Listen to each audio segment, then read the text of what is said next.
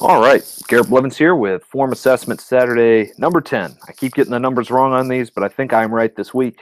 I guess we'll find out once I upload this to YouTube. All right, this is about 87% of my squat meet PR for 5 reps. In the walkout, I hit the rack pretty hard, which really threw me off. It's really hard for me to keep everything tight when I reach depth. I think because of ankle and hip mobility. All right, we'll take a look at this, see what's going on. 5 reps with 87% is super good either way, so kudos on that. All right, so one thing you might try doing to avoid hitting the rack is don't start with your feet so wide. Where you had your feet when you first were there was a little close, but if you go between this and instead step back 1 foot, step back the other foot, and then step sideways, a 3-step walkout to get to a wider stance might make the unrack more consistent for you. So that's first thing. Next thing is you're looking down, I think, at your feet, and this is creating a little bit of this upper back rounding. I really want to see the back position you had here. This back position looks pretty solid. If you compare that with here, you can tell that there's been some rounding over, and I think your head is leading that rounding. So that's something to consider as well. Yeah, also trying to step back with your feet this wide apart, definitely change that. Bring your feet closer together, 1 step, 2 step, and then a side step for a 3-step walkout to get to this wide stance.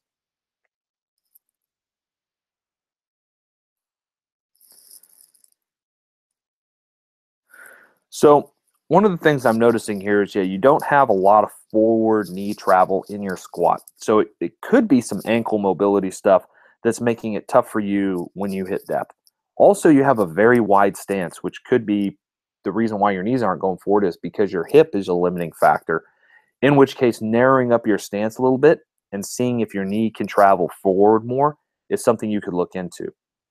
Right now, just based on where your bar position is, it looks like you've got bar centered over midfoot well, but your torso is a little short in comparison to your femur. And so I think with the shorter torso in comparison, that this might be an okay squat form for you. There are some people who can maintain this wide of a stance, but that's what sticks out to me most on these. You are holding a neutral spine throughout, so even though you feel as though you're losing tightness, I think you're maintaining your position pretty well. So I will say that. I'll wash this through.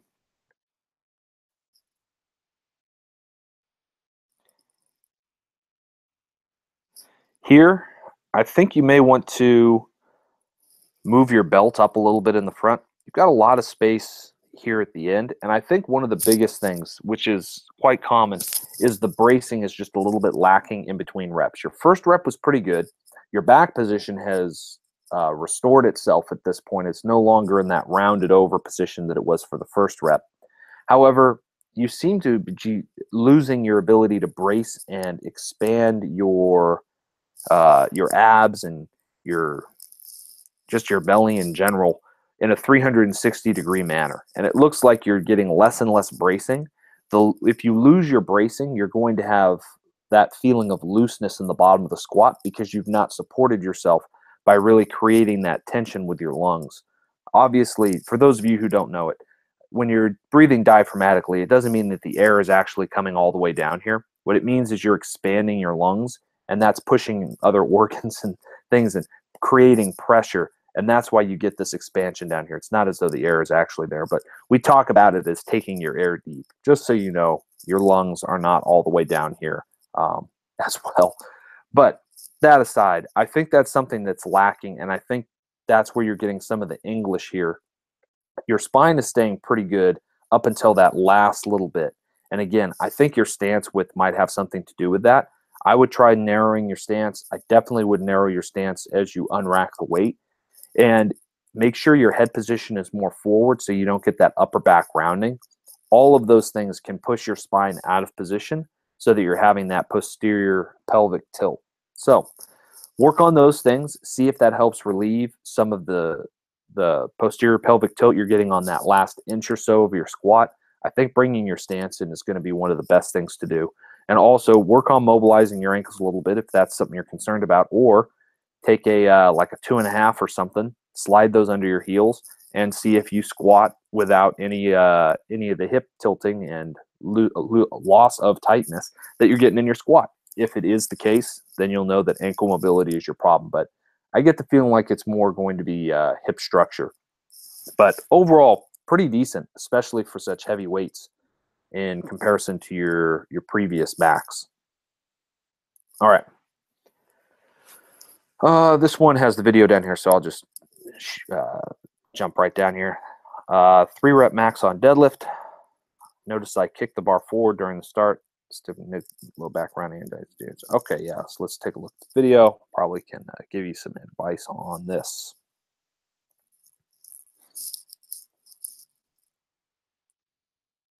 Okay, so first thing I noticed is you had a neutral spine that was pretty set right here.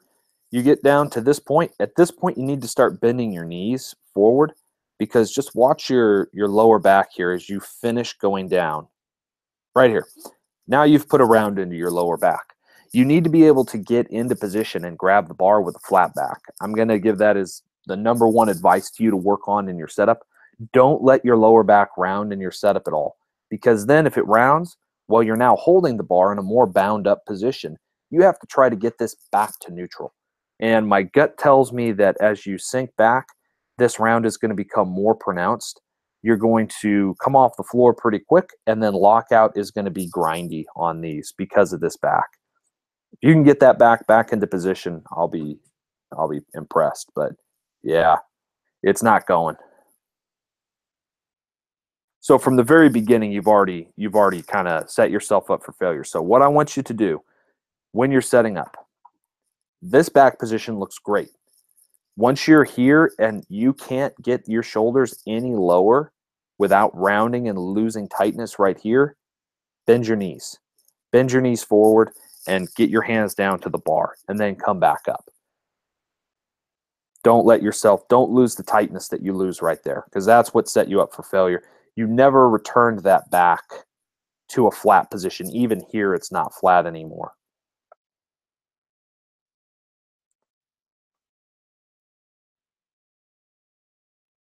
Rounded, yeah. Yeah, and part of the this weight moving forward, I think your hips could be a little bit higher. And I think the weight is moving forward because I think you're actually a little bit behind the bar. The only way for the bar to really roll forward is if you get too far. I think right here, your shoulders, it's hard to tell because the shot isn't directly off on the side, but I think your shoulders actually a little bit behind the bar, and your hips could come up just a little bit, which would push those shoulders a little bit forward at the start of the rep. Of course, if you flatten your back out, that may change a little bit as well.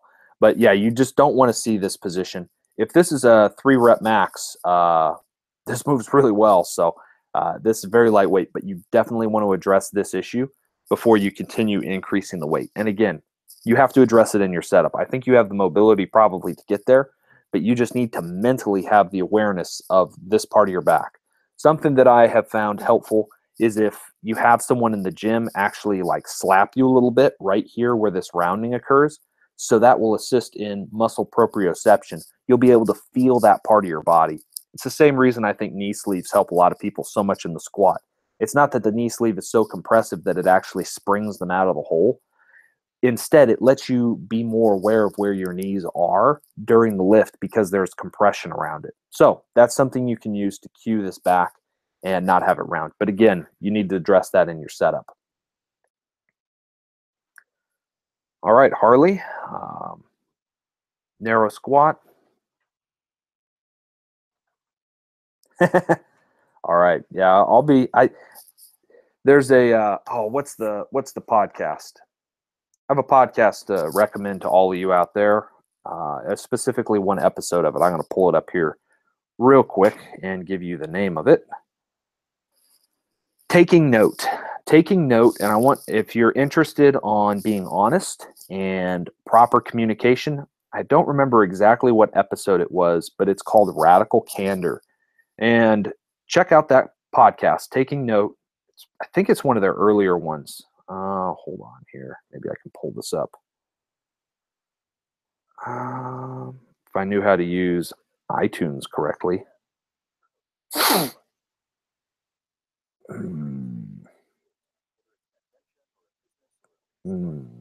Give me a minute here. Oh, you're going to have to find it yourself. So anyways, oh, wait. Might be able to find it for you. Getting closer. Nope. Still waiting. Still waiting. It is Kim Scott and Radical Candor. It's number 3 in the Taking Note podcast. Check that out. It's about being honest without being a dick, basically. It talks about actually telling people what's going on. And she doesn't use this example, but the person who's talking, Kim, it's like the person who, when you got spinach in your teeth, you got all these really nice people around you who won't tell you you have spinach in your teeth. And then there's that one person who's like, hey, I just want to let you know you've got something in your teeth. You might want to take a look at that. That person is your best friend. That person can say it, though, in such a way that they're making fun of you, and you don't feel like they're coming from a position of love and care for you when they tell you that. They could be like, you're such an idiot. You got spinach in your teeth. And that person is not exercising radical candor. That is not radical candor. Radical candor is both honesty and coming from a place where you actually are attempting to have that person succeed and grow and better. I call it coming from a position of love, not sexual love or anything like that, but love is in the sense of caring. And that's what radical candor is. So I appreciate you giving me the okay to do that, but basically, if anybody is putting their videos in here, they're signing up for me to be honest with them. Not mean, not ridicule. Gosh, if I ever ridicule anybody, I believe that's basically always wrong. So sorry about that. But yeah, it's important to be honest.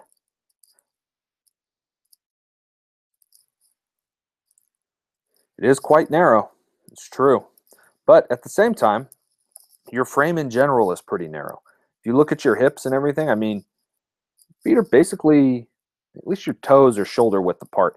You've got a pretty decent angling of your toes here. So let's see. I'm interested to see where exactly the squat's going to go.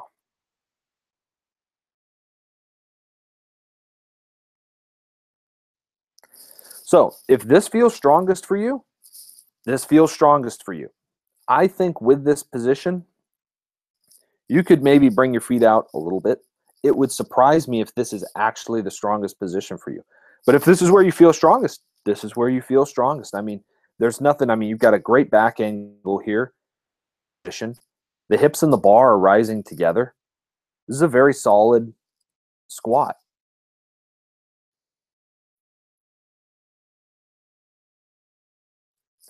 The only thing that I will say on this with this current form is you need to really be careful with having that bar get out over your toes at all. You really need to maintain a pretty vertical torso angle, as you do through most of these reps, because if you're going to miss a rep, it's going to be missing it forward. And continue to work quad strength. Here you have a low bar position. I think high bar and front squats will have a lot of carryover for you as you continue training. So keep building up the quads. But I mean, if this is what feels strongest and most comfortable, this is what feels strongest and most comfortable. Could be that you have very deep hip sockets, and for whatever reason, that closer stance allows you to move through the range of motion easier. But I would be willing to say, try a little bit wider stance. Move your feet out about an inch more on each side and see if that feels better. You may notice some more pain or some more muscle tightness shows up in the exterior of your hips as you do that. Just be cognizant of that as you continue lifting, and don't let it build up too much. Once the hips are fatigued from a wider stance, especially, I don't know if you pull conventional or sumo, but if you pulled sumo as well, that might have a compounding effect on your hip health. So just be aware that that could be an issue, and don't overwork yourself. Use pain as a guide. All right. Let's check. I think I remember this from last week, so we'll at least get this one in. And yes, I believe you did get the link correct. So got some deadlift here. You'll all start to notice, one of the things I like to do is I like to say what I'm going to be looking for and what I notice, especially in the setup, so that you can start to use the same principles that I'm using when you assess your own lifts. First thing I notice is your upper back here is arched. I want to see this arch go away. Right now you've got a little bit of a scoop in that upper back, and you've got a little bit of rounding in the lower back. I would rather see this evened out all the way through so that you don't have this little little scoopy thing going on, but instead it's just rocked solid. That may happen when you kick back. Also, a little bit of arching is okay for the sumo, but this may be a little bit more than I like to see. Again, we'll see how you get when you actually leave the floor. So, you start a little bit out in front of the bar. There's a difference in the way a sumo looks. It's hard to describe. You have to watch sumo lifters and great sumo lifters for years, basically, but there's just certain things that start to poke out to you. To me, this is what I'm going to call the stiff leg sumo. And it's obviously your knees are bent. It's not a stiff leg sumo, but what I mean by that is it's led by a hinge at the back. And the first movement you have, it's like there's going to be this scooping motion for the bar path. It's not going to be this whoosh, straight up. And it's the same with the shoulders. There's going to be this scooping motion that hinges around the hip. So play this a little bit slower because it's slight. This isn't a dramatic. It's not like your shoulders are way out here or anything like that. But like in a stiff leg, there's hinging at the hip instead of at the knee. So notice here, your back is moving. Are your knees moving the weight up? Are you breaking the floor with your quads? No. It's back, back, back, back, back. It's all back. I would like to see instead you pull with your shoulders in this position. So notice when your back stops being the main mover and your legs start driving. It's when your shoulder's actually over the bar. Here, watch your shoulder again. This is where your back stops. This is where your legs start being in there. Notice your shoulder position as it moves. Here your shoulder is over the bar. Here your shoulder is in front of the bar. Over the bar, in front of the bar. What I want you to do is get your hips lower, bend your knees more, and get your shoulder over the bar at the beginning of the lift so that you don't have any of that scooping of the back that you get where it's a hinge here. Instead, I want you to be pushing this weight up with your quads and going straight up. That's going to require you to get a more upright torso angle and get those shoulders back more. See, because right here, you're over the bar still. You're out in front. Now you're in the correct position. This is the torso angle I want to see at the bottom of the lift. And that's really what I see here with this sumo. You're just starting with yourself a little, and you're finishing way back there. I mean, way back there. Let me back this up. So here, from this position, boom, just pop those hips straight into the bar. Finish there. Don't need to go there. That is going to either cause you to fall over, make soft knees in competition, or give you SI joint pain. You have locked out this weight here, basically. This is lockout. You don't need to go any further. You do not need to go there. So that's what I want you to do with your sumo. You just went back a little bit too far, and you start a little too forward, which makes this look like a very inefficient sumo because you start too far forward and you end too far back, and there's this large diagonal move of your shoulders. I would much rather see your shoulders just come up and then just kick back like this instead of a large scoop like you have. So let's just watch it through again. I would prefer your shoulders start right about here and go whoosh, and then end right about here. So you have a little bit of extra going on there. Still moves pretty well overall. But again, work on your starting position. All right, Andrew. Deadlifts, set of 4, 75%. Let's check it out.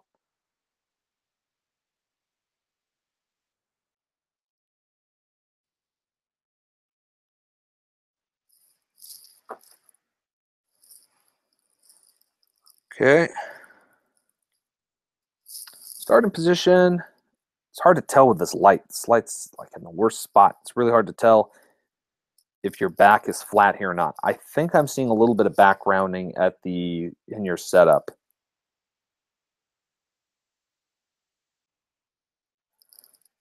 What is playing right? There we go. Sorry, there was music in my ear during part of that. And I'm like, where is it coming from? Let me pull this back up a little bit. Looks solid. Really, I want you to try to work into some heavier weights. This weight is so light that I don't think I'm going to be able to say much, but I will say Looks to be some lower back rounding. And again, that's just going to be about you setting up and getting tight before you pull on the bar. The only thing I can really say with this information is pull the slack out of the bar before you start the lift. I'm pretty sure there's a little bit of lower back rounding. And it's mostly as you start the pull, it goes from being in a good position to being in a slightly rounded position. And if you pull the slack out of the bar and think of leading with your shoulders instead of leading with your hips, that can be helpful. What I mean by that is, as you come down here, think about bringing your shoulders up first instead of pushing into the ground and letting those hips come up first. If you bring the shoulders first and you're bracing and you've got that deep belly breath, you should be able to hold this position with this sort of percentage. Again, the lights make it a little hard to tell. If you can, and this is for everybody out there, film to where your body is filling up basically the full picture, if possible. This is a little far away, but I like that you put it off the edge of the barbell. It lets me see where your shoulders are in position to the bar very well. I think you've got a pretty good setup. I think there just needs to be a little bit more tightness before you start the pull. All right, and we're actually going to get through all of them this week, so great. 275 for 5 at 8. It's a rep PR, about 85% of my current 1 rep max. Okay. Now let's take a look and see what's going on here. So I'm going to close these other windows here.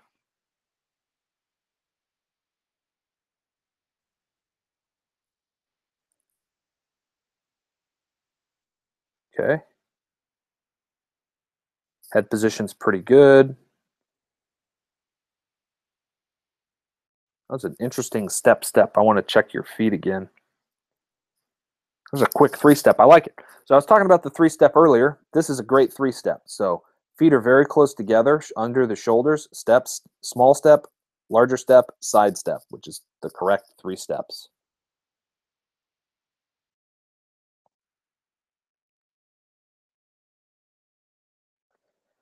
Okay. You've got a very slow and controlled descent on that first rep. I would also like to see you go just a little bit lower. I noticed that you're in heeled shoes, but you still have very little forward knee travel. I'm not sure if your ankles are a limiting factor for you, but if they are, continue to work on that. I think. Check this rep again. I like that rep. It's very smooth squat throughout. You're not too explosive, and that's okay. Not everybody is going to be an explosive squatter, but you're not getting much stretch reflex at all. You maintain, from what I can tell, a very good back position throughout this. Very good bar path. Very solid squat overall. My only consideration or concern is depth. It's a little bit tough to tell from this angle. This is the worst angle to tell depth from. Well, there are 2 that are really bad. Below the knee and above the knee both give an illusion of being high or off. Also depends on where the knees are, but your knees aren't caving in at all. It's really hard to tell where your hip crease is with just how much dark clothing you're wearing. But to me, it looks a little high, and it would not be so high if you sat down just a little bit more. And I think just a little more forward knee travel might allow you to have a little bit more more stretch reflex, a little bit more rebound, might be a little bit more quad in the squat. It's a lot of hip going on here. But it looks solid regardless, though. I like that rep right there, honestly. I think that 4th rep is the best rep, and you were a little bit faster on that rep. 5th rep is pretty good too. But the 1st rep is probably the worst. And you seem very tentative as you go down. Right there, look how slow that is in comparison. But coming up, you move fast. So I think that's more your style. It does look as though you get more comfortable. I think the 3rd rep is the highest and the one that looks the worst. But they're pretty close together. For most of you out there, you may be wondering like what the heck I'm talking about. But I like the speed of the 4th rep. However, on the 4th rep, you do get a little bit forward. The bar starts to drift forward out of the hole. 5th rep, you do a great job correcting on that and maintaining your position. Overall, really good squat. Not a whole lot to say other than maybe allowing yourself to get a little bit deeper and to see if your ankles are a limiting factor. You have very low forward knee travel, and with heeled shoes to have so little, I'm wondering if those are surprisingly locked up, in which case you might want to open those up a little bit and do some more ankle mobility. But overall, very good looking squat. All right, form assessment Saturday, number 11. I'll make that thread. It'll be a fresh thread. So if any of you want to post in that, the link is in the description below in this video, or at least it should be. In any case, I hope wherever you're at out there, you all are doing well. Blessings.